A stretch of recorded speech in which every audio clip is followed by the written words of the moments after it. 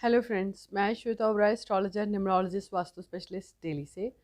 आज हम बात करेंगे सडनली जब कोई परेशानी आ जाए, सडनली कोई हेल्थ इशू आ जाए, सडनली कोई ऐसी घटना होए जहाँ पे अ, लगे कि बस भगवान ही आसरा है। जब कोई बहुत लंबी बीमारी चल रही हो और आपकी पकड़ में ना आ रही हो, इलाज भी आप करवा रहे हो और दवाई आपकी लग ना रही हो, तब जब मृत्यु तुल्य कष्ट आपके सर पर हो, लगे कि बस प्राण पखेरु उड़ जाएंगे, जब कोई बहुत प्रिय इंसान आपका ऐसी अवस्था में हो जहां आप उसका कष्ट दूर नहीं कर पा रहे हैं, जहां डॉक्टर भी हार मान जाएं, जहां लगे कि बस आर या पार की स्थिति है, जब ऐसी स्थिति आ जाए, जब लगे कि बस कुछ काम नहीं आ रहा, जहां आपकी धन दौलत नाम, आपका आपकी पहचान भी काम नहीं आ रही, जब लगे कि कष्ट इतना ज़्यादा है कि सर से पार हो गया है, अब बर्दाश्त नहीं हो रहा, तब तब याद आते हैं हमें हमारे भोले भंडारी, हमारे शिव महाराज, जो मृत्यु से भी निकाल लाएं, वो सिर्फ शिव हैं। आज हम उन्हीं की पूजा के बारे में बात करेंगे कि शिव का जब आप महामृत्युंजय का पाठ करवा रहे हों, हवन करवा रहे हों शिव का, जब आप रुद्राभिषेक करवा रहे हों, तब क्या किस चीज़ का विचार करना चाहिए। तो आइए अब हम इसी टॉपिक पे बात करेंगे। जब भी आप रुद्राभिषेक करवाएं, तब शिव के वास का विचार ज़रूर करना चाहिए। अगर आप बिना विचार किए कर रहे हैं तो कई बार उसके पॉजिटिव रिजल्ट आने की जगह नेगेटिव रिजल्ट भी आ जाते हैं। उसी तरह से शिव का महामृत्युंजय मंत्र, जो लगता है हर कोई जप सकता है, लेकिन सही उच्चारण ना हो तो उसके भी बहुत सारे अनुभव देखने को मिलते हैं कि कहीं त्रुटि हो गई। तो जब इतनी सटीकता चाहिए हो, और देखो नाम है भोले, भोले भंडारी हैं, मान जाए तो बिल्कुल छोटी सी बात पे मान जाए, आप एक लोटा जल चढ़ा दीजिए तो भी मान जाए। तो ऐसे समय में आपको रुद्राई का पाठ करवाना चाहिए, महामृत्युंजय मंत्र का जाप करवाना चाहिए, उसके नाम के हवन करवाने चाहिए, रुद्राभिषेक करवाना चाहिए। अगर आप ये करवा रहे हैं, तीर्थ स्थान है आपके यहाँ, जैसे उज्जैन है जहाँ ज्योतिर्लिंग की स्थापना हुई हुई है, अगर आपका निवास स्थान वहाँ है तो आपको विचार करने की ज़रूरत नहीं है कि शिव का वास इस तिथि को कहाँ है। अगर सावन का महीना चल रहा है और आपको शिव से कनेक्टेड कोई भी पूजा करवानी है, कोई भी हवन करवाना है, तो आपको तिथि का विचार करने की ज़रूरत नहीं है। अगर शिवरात्रि है तो भी आपको विचार करने की ज़रूरत नहीं है।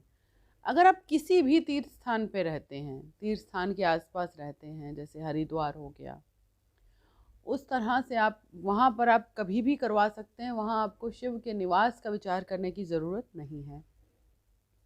लेकिन अगर आप बाहर कहीं और शहर में रह रहे हैं, तब आपको विचार करने की ज़रूरत है। जैसा कि हम जानते हैं कि इनकी जो गणना है, तिथि की गणना की जाती है, तब जाके वो शिव का वास निकालते हैं। तो जब भी आप ये पूजा अनुष्ठान करवाएं तो अपने एस्ट्रोलॉजर से ज़रूर पूछें कि आप ये देख कर बताएं कि शिव का वास इस समय कहाँ है। अगर हम थोड़ा सा बिल्कुल सूक्ष्म बात करें एक छोटी सी चीज़ की, तो जिसमें हम सब गणना कर सकते हैं, याद रख सकते हैं, तो वो ये है कि आप कृष्ण पक्ष में सप्तमी तिथि को, चतुर्दशी तिथि को कभी भी रुद्राभिषेक ना करवाएं। और अगर आप शुक्ल पक्ष में कर रहे हैं तो तृतीया, दशमी और पूर्णिमा नहीं होनी चाहिए। कृष्ण पक्ष में सप्तमी, चतुर्दशी और शुक्ल पक्ष में प्रतिपदा,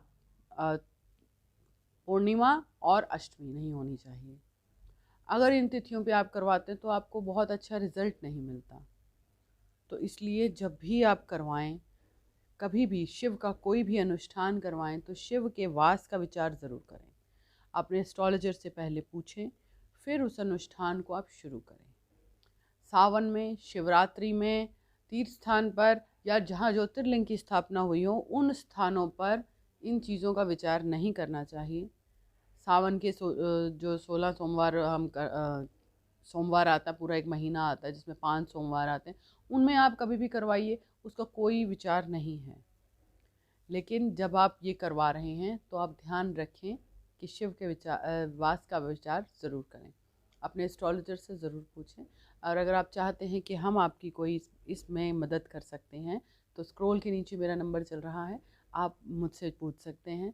अगर आप चाहते हैं अपनी कुंडली के बारे में जानना कि आपके जीवन में कब कहाँ क्या रहा, क्या पास्ट में चल रहा है और इन फ्यूचर क्या रहेगा, आगे आने वाला समय कैसा रहेगा, तो आप स्क्रॉल के नीचे चल रहे मेरे नंबर पर मुझसे संपर्क कर सकते हैं। अपने जीवन में होने वाली हर घटनाओं के बारे में सूक्ष्म एक रिव्यू लेना वो बहुत ज़रूरी है, ताकि आपका गलत दिशा में एक अननेसेसरी टाइम वेस्ट करना वो बच जाता है। अन्यथा किसी को क्या ज़रूरत है, आपको गूगल मैप की ज़रूरत कब पड़ती है, जब आप चाहते हैं कि आपका समय बर्बाद ना हो और आप सही जगह पहुँचें। उसी तरह से एस्ट्रोलॉजर आपको ये बताता है कि आप क्या करें और किस तरह से अपने जीवन में सही दिशा में जाएं और आपको सफलता मिले। तो ऐसे ही सवालों के जवाब के लिए आप हमसे संपर्क कर सकते हैं। मेरे चैनल को लाइक करें, सब्सक्राइब करें, अपने फ्रेंड्स के साथ शेयर करें, ताकि सभी को ये नॉलेज मिले, सबको इन चीज़ों का ज्ञान हो और वो अपने जीवन में सुख, समृद्धि और शांति पाएँ। रुद्राभिषेक हेल्थ के लिए, अगर अचानक हो रही किसी दुर्घटना के लिए, किसी इंसान की लंबी बीमारी चल रही है उसके लिए, और कई बार पति पत्नी के बीच में विचार ना मिल रहे हों, तो उसके लिए भी रुद्राभिषेक एक ऐसा अमोघ बाण है, मतलब कि एक राम बाण है कि आप इसके बाद कुछ और सोचने की आपको ज़रूरत नहीं पड़ती है। जहाँ शिव हैं वहाँ परम शांति है। तो आप रुद्राभिषेक करवाएं, अपने जीवन में सुख, समृद्धि और शांति बना के रखें। एक लघु रुद्राभिषेक अगर आप हर दूसरे तीसरे महीने में करवाते रहते हैं, तो इससे यह है कि आपको कोई ग्रह पीड़ा नहीं होती है, आपके मन को हमेशा शांति मिलती है, आपको रास्ते स्वयं मिलते हैं, भगवान आपका खुद गाइड करते हैं कि हाँ इस दिशा में जाना है। तो कोशिश करें महीने में, 2 महीने में आप रुद्राभिषेक ज़रूर कराएं। और अगर आपको कुंडली के रिगार्डिंग कोई सवाल है तो स्क्रॉल के नीचे मेरा नंबर चल रहा है, आप हमसे संपर्क कर सकते हैं। जय माता दी। ओम नमः शिवाय।